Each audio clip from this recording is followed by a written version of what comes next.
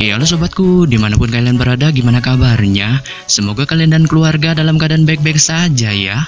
Kali ini kita akan membahas Dongwon Throne of Cell episode 33 yang tayang hari Kamis ini. Perlu diingat, ini hanya sekedar bocoran spoiler yang episodenya rilis tanggal 15 Desember 2022. Jadi, jika narasi dan video berbeda, mohon dimaklumi ya. Untuk kalian yang penasaran tentang cerita Throne of Cell episode 33 ini yang tayang 1 minggu sekali, oke langsung aja kita ke ceritanya, gas. Nah, ini dia bocoran spoilernya. Setelah pengundian para peserta seleksi pemburu iblis dari setiap kuil oleh Master Aula dari kuil kesatria, masing-masing dari setiap peserta segera bergerak menuju ke tempat arena baku hantam yang sudah disiapkan. Yang mana pada kali ini, Hao Chen menepati tahap akhir grup 3 dengan terdiri dari 10 peserta yang secara mengejutkan berisikan 4 assassin. Sedangkan yang Wenjou serta Chai berbeda grup dengan Hao Chen saat masing-masing dari mereka menempati tahap akhir grup 1 dan tahap akhir grup 2.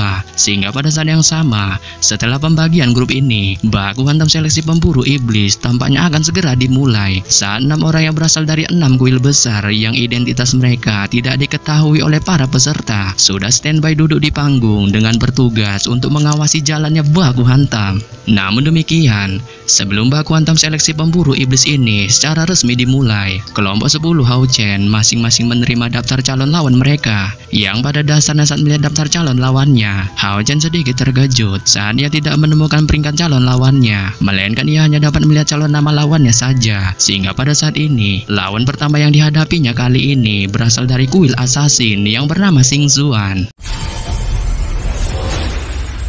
是2位神殿骑士的传承队。选手呢？这场比赛。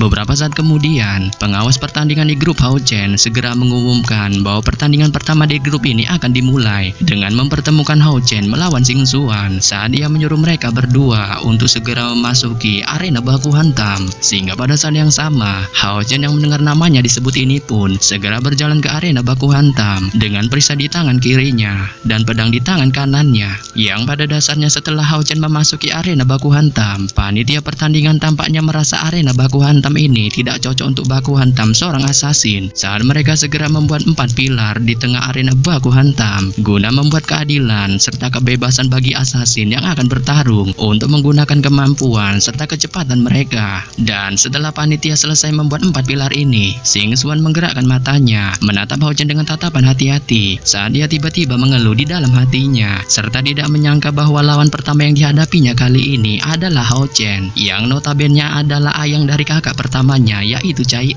Sehingga pada saat yang sama, ia tampak sedikit terkena mental melawan Hao Chen saat ia berpikir jika ia berhasil membonyokkan Hao Chen, kemungkinan Chai akan memburunya sampai ke laut Antartika ataupun bahkan menghabisinya. Yang pada dasarnya bersamaan ketika Xing Xuan masih memikirkan hal ini, suara keras pengawas pertandingan tiba-tiba terdengar saat ia mengucapkan bahwa pertandingan telah dimulai. Sehingga pada saat yang sama, Xing Xuan yang mendengar ini pun perlahan fokus serta tidak mundur sedikit pun saat bayangan di tubuhnya langsung bersinar sebelum menghilang di balik pilar dengan tujuan agar Hao Chen tidak mengetahui lokasi aslinya. Melihat ini, Hao Chen tetap berdiri santai di tempatnya tanpa mengikuti tindakan Xing Xuan sedikit pun saat sebuah kabut emas yang memancarkan cahaya perlahan muncul serta berputar di sekitar tubuhnya. Sehingga pada saat yang sama, setelah kabut emas ini berputar di sekitar tubuh Hao Chen, ia tiba-tiba bergerak sampai batas tertentu dengan perisai radian di tangan kirinya menutupi dadanya serta pedang cahaya di tangan kanannya yang sejajar dengan tanah saat ia menunjukkan gestur pertahanan. Sehingga pada saat yang sama, Xing Xuan yang masih bersembunyi di balik pilar dengan cepat berpindah saat ia menyaksikan gerakan Hao Chen. Tetapi pada saat yang sama, ia merasa tidak terlalu paham dengan keterampilan yang ditunjukkan Hao Chen saat ia merasa keterampilan yang ditunjukkan Hao Chen ini memiliki kekuatan mengerikan yang sangat tinggi. Yang pada dasarnya hal ini membuatnya perlahan fokus serta segera membuang pikiran ketakutannya terhadap Chai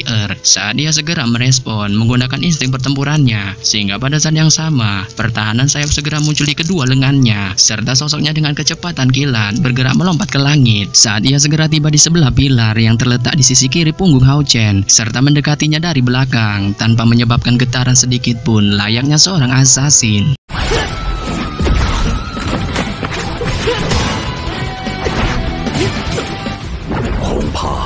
这个骑士势力。 Namun pada saat ini, ketika bahaya dari Xing Xuan sedang mengintai, Hao Chen tetap mempertahankan postur pertahanan aslinya dengan kabut emas di sekitarnya tampak semakin badas. Yang pada dasarnya saat ia masih dalam posisi bertahan, Xing Xuan dengan kecepatannya dalam sekejap sudah berada di belakang Hao Chen bersiap untuk meremukkan bijinya. Saat dua belati hitam muncul di kedua tangannya, serta masing-masing dari belati itu menargetkan langsung ke arah punggung serta leher Hao Chen. Tetapi pada saat yang sama, saat dalam sepersekian detik, belati itu akan menancap ke anggota tubuh Hao Chen. Hao Chen tiba-tiba bergerak dengan cepat serta melangkah ke depan untuk dengan cepat membalikkan tubuhnya menghadap Xing Xuan yang saat ini ada di punggungnya. Sehingga pada saat yang sama, ketika belati dari Xing Xuan akan menusuknya, itu segera meleset ke arah punggungnya mengenai baju jiranya. Saat serangan dari belati itu hanya menghasilkan percikan di baju jiranya tanpa sedikit pun mengenai tubuhnya.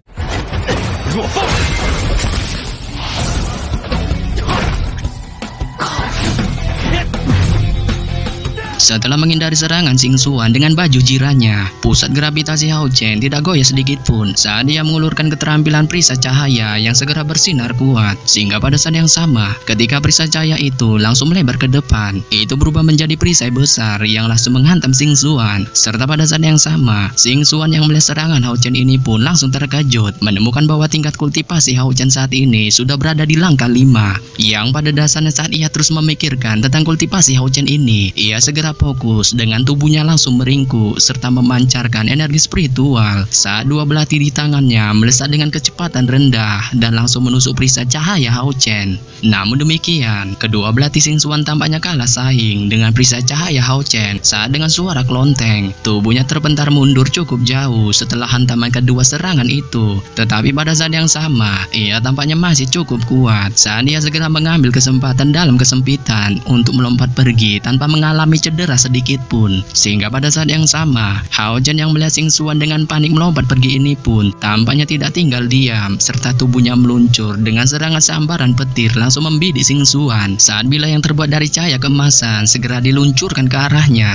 Sontak serangan yang diluncurkan Hao Chen ini pun membuat Xing Xuan merasa panik saat ia berpikir jika saja ia terkena serangan Hao Chen ini, kemungkinan dirinya akan bonyok serta baku hantam akan berakhir. Sehingga pada saat yang sama, saat dia masih memikirkan hal ini, ia tanpa basa-basi segera mengulurkan tangan kirinya saat sayap pertahanannya perlahan muncul. Serta pada saat yang sama, mengandalkan kemampuan sayap pertahanannya yang sangat cepat, ia menghindari serangan Hao Chen yang terus meluncur ke arahnya. Yang pada dasarnya setelah kedua kakinya mendarat di tanah, mencoba menghindari serangan Hao Chen, ia langsung menghilang di balik pilar batu. Sehingga pada saat yang sama, wajah Hao Chen yang melihat Xing Xuan menghilang di balik pilar batu ini pun langsung terheran-heran. Tetapi pada saat yang sama, ia tidak segera mengejar dan menyerang. Sebaliknya kakinya berhenti dengan gerakan yang sama seperti sebelumnya, menunjukkan gestur pertahanan. Melihat Hao Chen yang lagi-lagi terdiam menunjukkan gestur pertahanan, Xing Xuan yang bersembunyi di balik pilar batu perlahan mulai berpikir bahwa dirinya kemungkinan tidak bisa secara langsung melawan Hao Chen. Tetapi pada saat yang sama, ia merasa dirinya kemungkinan masih memiliki peluang tipis untuk memenangkan pertarungan melawan Hao Chen dengan cara menggunakan teknik mode menghilang. Sehingga pada saat yang sama, setelah memikirkan hal ini, Xing Xuan memutuskan untuk tidak keluar serta tidak mengambil inisiatif untuk menyerang Hao Chen secara barbar saat ia berbalik kembali ke arah yang berlawanan, berdiri di tempatnya tanpa bergerak sedikit pun. Serta pada saat yang sama, Hao Chen yang sedari tadi tidak menemukan batang hidung Xing Xuan ini pun tampaknya tidak sedikit pun merasa panik karena tidak dapat menemukan lokasinya, melainkan ia hanya terus mempertahankan kondisi pertahanannya serta juga perlahan menutup kedua matanya. Dan setelah Hao Chen masih menutup matanya serta Xing Xuan menghilang tak tahu rimbanya, seluruh arena stadion langsung tenggelam dalam keheningan yang membagongkan. Tetapi pada saat yang sama, pengawas buah kuantum tampaknya tidak berniat menghentikan pertarungan membagongkan semacam ini, melainkan ia terus mengkanjutkan pertarungan sembari terus menatap Hao Chen yang menurutnya sedang mempersiapkan sebuah rencana. Yang pada dasarnya saat pengawas pertandingan masih memikirkan hal mentululkan ini, Xing Xuan yang terus mengumpet sedari tadi pun juga terus mengamati tindakan Hao Chen saat ia merasa pasrah dengan keadaan ini serta tidak punya pilihan lain untuk terus bersembunyi mengamati Hao Chen yang saat ini seluruh tubuhnya terus memancarkan cahaya emas yang badas. Waktu pun terus berlalu, menit demi menit, detik demi detik, saat Hao Chen yang saat ini masih terus dalam mode diamnya, yang pada dasarnya setelah beberapa menit kemudian, ia pada akhirnya tiba-tiba melangkah dengan tubuhnya dikelilingi oleh kabut tebal yang menyebar saat ia mengangkat pedang cahaya di tangannya, serta pada saat yang sama, semburan putih perlahan melayang keluar dari pedangnya, dan dalam waktu satu tarikan napas, pedang cahayanya sudah berubah menjadi putih, sehingga pada saat yang sama, setelah perubahan terjadi pada pedang cahaya, tatapan Hao Chen segera mengarah ke salah satu pilar saat ia melihat serta merasa bahwa pilar yang ditunjuknya itu merupakan tempat bersembunyinya Xing Xuan. Dan saat Hao Chen masih menunjuk ke arah salah satu pilar yang menurutnya tempat bersembunyinya Xing Xuan yang saat ini masih ngumpet santuy segera menghela napas lega serta tertawa ngakak saat ia melihat ketululan Hao Chen yang menunjuk salah satu pilar yang bukan tempat bersembunyinya. Sehingga pada saat yang sama, setelah menghela napas lega dengan ketululan Hao Chen, Xing Xuan tampaknya merencanakan sesuatu di dalam hatinya, yang pada dasarnya saat ia masih memikirkan rencana ini, ia melihat pedang cahaya di tangan Hao Chen dengan energi badas cahaya putih akhirnya terbang.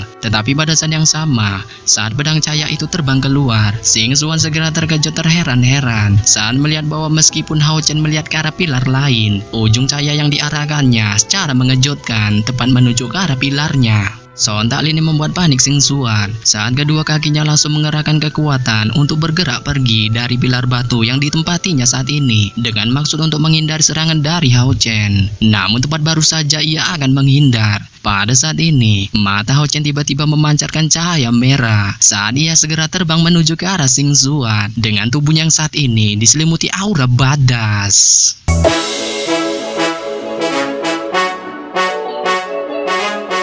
Yap. Sampai di sini saja saya menyampaikan bocoran Throne of Cell episode 33 yang baru tayang Kamis ini. Nah, akhir kata saya ucapkan bye-bye.